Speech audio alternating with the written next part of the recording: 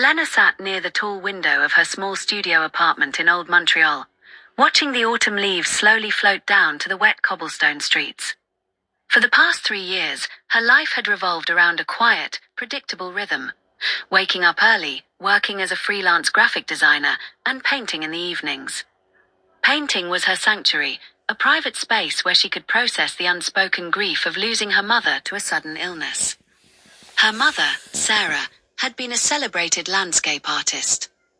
She had a unique talent for capturing light and emotion in every brushstroke. Since her passing, Elena had found it almost impossible to finish a single canvas. Every time she held a paintbrush, the weight of expectations and memory froze her hands. She kept her half-finished work hidden under dusty white sheets, locked away like unfinished chapters of her life. One rainy Tuesday afternoon, while organizing her mother's old art supplies, Elena discovered a faded leather notebook tucked inside a wooden easel. On the first page, in her mother's elegant handwriting, was a simple message.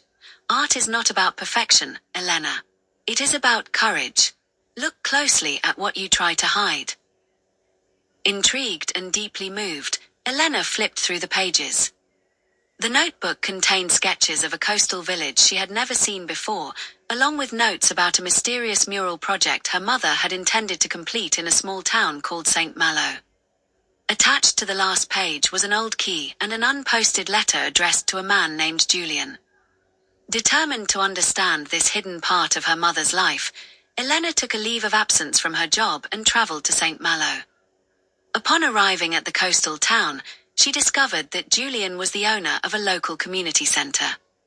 He was a silver-haired man with warm eyes who had been a close friend of Sarah's during their university years. When Elena introduced herself, Julian's eyes filled with emotion. He led her to the center's main hall, where a massive, unfinished wall sat covered in protective plastic. "Your mother promised to paint this wall for our youth arts program," Julian explained softly.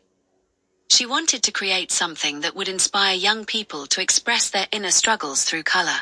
But when she fell ill, the project stopped. Julian offered Elena the chance to complete the mural. The prospect terrified her. She hadn't painted anything substantial in years, let alone a public artwork meant to inspire a whole community. Fear of failure whispered in her ear, urging her to pack her bags and return to the safety of her quiet routine in Montreal. That evening, as she sat on the rocky shoreline watching the tide come in, Elena read her mother's notebook again. She realized that by hiding from her grief, she was also hiding from life. The pain of loss was undeniable, but staying frozen in fear was a choice she no longer wanted to make. The next morning, Elena walked into the community center, picked up a brush, and began to paint. The first few days were agonizing. Her hands trembled, and she erased her progress multiple times. But as the days turned into weeks, something shifted inside her.